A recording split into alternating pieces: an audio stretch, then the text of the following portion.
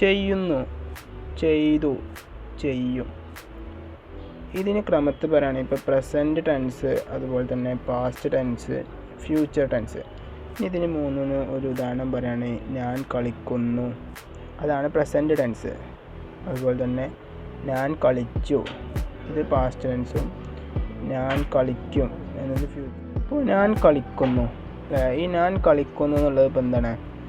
ഇപ്പോൾ നമ്മൾ ഇപ്പോൾ ചെയ്തുകൊണ്ടിരിക്കുന്ന ഒരു കാര്യമാണ്, അതുകൊണ്ടാണ് ഞാൻ കളിക്കുന്നു എന്നത് വന്നത്. എന്നാൽ പാസ്റ്റ് ടെൻസ് ആകുമ്പോൾ എന്താ? ഞാൻ കളിച്ചു, അതായത് ഇതിന് മുമ്പ് ചെയ്തൊരു കാര്യം, അതായത് ഇതുവരെ നമ്മൾ ചെയ്തു വെച്ചത് എന്താണോ അതിനെക്കുറിച്ച് പറയുമ്പോഴാണ് പാസ്റ്റ്. ഫ്യൂച്ചർ ടെൻസിനെ വെച്ച് പറയുകയാണെങ്കിലോ നമ്മൾ ഇനി ചെയ്യാൻ പോകുന്ന കാര്യമുണ്ടല്ലോ അതിനെക്കുറിച്ച് ഫ്യൂച്ചർ. അതുതന്നെ ഈ പ്രസൻറ്റിലാണെങ്കിലും പാസ്റ്റിലാണെങ്കിലും ഫ്യൂച്ചറിലാണെങ്കിലും പ്രധാനമായും 4 തരത്തിലുള്ള ടെൻസുകളാണുള്ളത്. ഓക്കെ, ഓരോന്നിലും 4 തരത്തിൽ. ഒന്നാമത്തേതാണ് സിമ്പിൾ.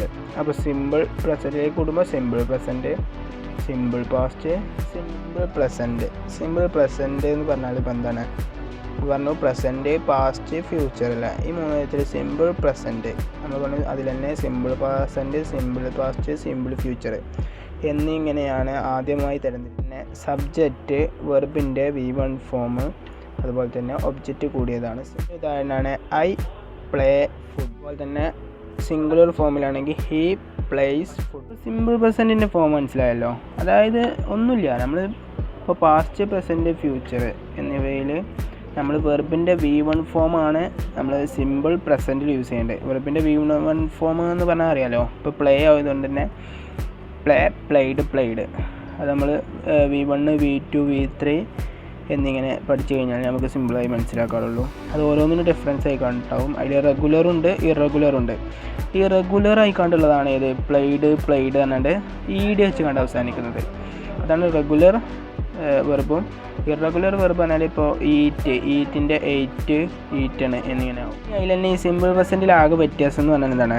ഈ ഐയും അതുപോലെ തന്നെ ഹിയും തമ്മിലുള്ള വ്യത്യാസം പറഞ്ഞാൽ ഐ എന്നാൽ എന്താണ് സംഭവം? ഐ എന്നുള്ളത് നമ്മൾ മലയാളത്തിൽ നോക്കുകയാണെങ്കിൽ അതിൻ്റെ അർത്ഥം ഞാനെന്നാണെങ്കിലും അത് ഇംഗ്ലീഷിൽ യൂസ് ചെയ്യുമ്പോൾ അത് എവിടെയാണ്? നമ്മൾ ഒരു പ്ലൂറൽ വേർഡിൻ്റെ പോലെയാണ്. പ്ലൂറൽ തന്നെ അറിയാലോ, അതായത് ഒരുപാട് ആളുകൾ എന്നുള്ള, അല്ലെങ്കിൽ ഒരു ജമ്മിൻ്റെ വായനക്കുള്ളതാണ് പ്ലൂറൽ എന്ന് പറഞ്ഞാൽ. ഓക്കെ, ഒരു കൂട്ടത്തിൻ്റെ വായന. ഒരു കൂട്ടത്തിൻ്റെ എന്നല്ല, നീ ബഹുമാനിക്കാൻ വേണ്ടി ഉപയോഗിക്കാം. ഇപ്പോൾ നിങ്ങൾ, താങ്കൾ, നമ്മൾ, അങ്ങനെ ആ ഒരു വായനക്കുള്ളതാണ്. അപ്പോൾ അതുകൊണ്ട് തന്നെ ഈ സിമ്പിൾ പ്രസൻറ്റിൽ മാത്രമേ ഈ ഒരു വ്യത്യാസമുള്ളൂ കേട്ടോ. അത് നോട്ട് ചെയ്ത് വെച്ചോളി. അതായത് പ്ലൂറൽ വന്നാൽ നമ്മൾ വെർബിൻ്റെ കൂടെ വെർബ് സാധാരണ V1 ഇട്ടാൽ മതി. എന്നാൽ സിംഗുലറാണ് വന്നുണ്ടെങ്കിൽ വെർബിൻ്റെ കൂടെ ഒരു എസ് ഇടണം. ഓക്കെ, ഇനി സിമ്പിൾ പാസ്റ്റിലേക്ക് വരുമ്പോൾ അതിൽ ഫോം എന്താണ്? സബ്ജക്റ്റ് പ്ലസ് വെർബിൻ്റെ V2 ഫോം പ്ലസ് ഒബ്ജക്റ്റാണ്. ഓക്കെ, അതായത് നമുക്കറിയാം V2, അപ്പോൾ പ്ലേഡാണ് അതിൻ്റെ V2. അപ്പോൾ അതായത് സിമ്പിൾ പ്രസൻറ്റ്, സിമ്പിൾ പാസ്റ്റ് വ്യത്യാസം എന്താണ്? മറ്റിൽ V1 ഫോം ചെയ്യുന്നു, ഇതിൽ V2 ഫോം, ആ ഒരു വ്യത്യാസം മാത്രമേ ഉള്ളൂ. അതുപോലെ തന്നെ ഇതിലാകുമ്പോൾ തന്നെ പ്ലൂറൽ ആണെങ്കിലും സിംഗുലർ ആണെങ്കിലും ഒരു മാറ്റവുമില്ല. അപ്പോൾ ആദ്യം സബ്ജക്റ്റ് ഐ എന്നിടുക, പിന്നെ പ്ലേഡ് ഫുട്ബോൾ, നമ്മൾ ഏതാണോ ഒബ്ജക്റ്റ് അത് ഇടുക, അത് മാത്രമേ ഉള്ളൂ വ്യത്യാസം. ഇപ്പോൾ പറയാൻ വിട്ടുപോയ കാര്യം, ഇപ്പോൾ സിമ്പിൾ പ്രസൻറ്റിൽ നമ്മൾ എന്താ അർത്ഥം വരിക? സിമ്പിൾ പ്രസൻറ്റ് ആകുമ്പോൾ ഞാൻ കളിക്കുന്നു, ഇപ്പോൾ കളിക്കുന്നു, ആ ഒരു വായനക്കാണ് വരിക. ഫുട്ബോൾ കളിക്കുന്നു, അതായത് സാധാരണ നമ്മൾ പ്രസൻറ്റ് ടെൻസിൽ പറയുന്ന അതിന് സിമ്പിൾ പ്രസൻറ്റ് എന്ന് പറഞ്ഞാൽ. ഇനി സിമ്പിൾ പാസ്റ്റ് ആകുമ്പോൾ ഞാൻ ഫുട്ബോൾ കളിച്ചു. ഇനി സിമ്പിൾ ഫ്യൂച്ചറിലേക്ക് വരുമ്പോൾ ഒരു ചെറിയൊരു വ്യത്യാസം. സബ്ജക്റ്റ് പ്ലസ് നമ്മൾ വെർബിൻ്റെ മുമ്പ് തന്നെ എന്തിട്ട് കൊടുക്കണം? വില്ല് ഒരു ഷോള്. വില്ലും ഷോളും തമ്മിൽ വ്യത്യാസം എന്താണ്? വില്ലും ഷോളും തമ്മിൽ വ്യത്യാസം എന്താണ്? ഇപ്പോൾ ഐ വിൽ പ്ലേ ഫുട്ബോൾ എന്ന് പറഞ്ഞാൽ ഞാൻ ഒരു തീരുമാനത്ത് കഴിഞ്ഞു, ഞാൻ നാളെ കളിച്ചു. ഒരു തീരുമാനത്തെ കണ്ട് പറയുന്നതാണ്. മറ്റെന്താ ഞാൻ നാളെ കളിച്ചു, ആ ഒരു പരിണാമം. ഇതാകുമ്പോൾ ഒരു തീരുമാനത്തെ പരിണാമം, അങ്ങനെ ഒരു ചെറിയ വ്യത്യാസമുള്ളൂ. ഓക്കെ, ഇനി അതിലും ചെറിയൊരു വ്യത്യാസമുള്ളൂ. ഇപ്പോൾ സബ്ജക്റ്റ് പ്ലസ് വെർബിൻ്റെ V1 ഫോം ആട്ടോ.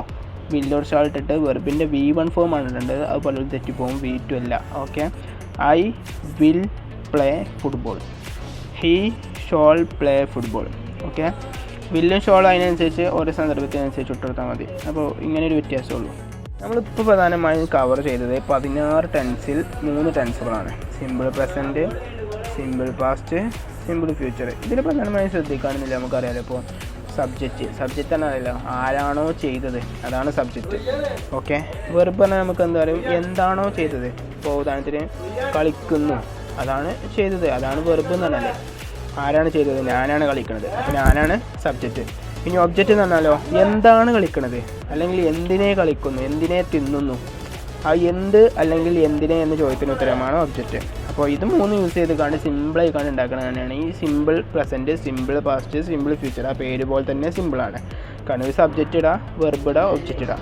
ഇനി അതിൽ നിന്ന് പ്രധാനമായും ശ്രദ്ധിക്കേണ്ടത്, ഇപ്പോൾ സിമ്പിൾ പ്രസൻറ്റിലാകുമ്പോൾ നമ്മൾ പറഞ്ഞു വെർബിൻ്റെ V1 ഫോമും, സിമ്പിൾ പാസ്റ്റിലാകുമ്പോൾ വെർബിൻ്റെ V2 ഫോമും, എന്നാൽ സിമ്പിൾ ഫ്യൂച്ചറിലാകുമ്പോൾ will or shall plus V1 ഫോമാണ്. അതെല്ലാം ശ്രദ്ധിക്കണം, കാരണം V2 ഫോം ഉണ്ടായി.